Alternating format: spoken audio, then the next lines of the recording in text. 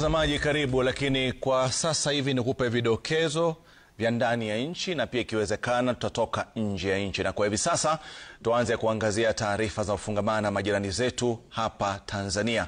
Ripoti kutoka taifa jirani la Tanzania zinaarifu kuwa maandamano yameendelea kushuhudiwa katika miji zaidi ya taifa hilo siku moja baada ya uchaguzi mkuu kufanyika.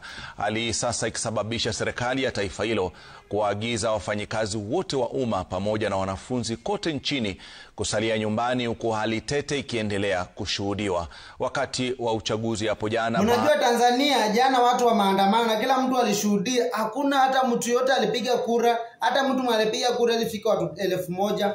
Na leo kuna mzee amekuja atandaa kutangaza ushindi wa urais.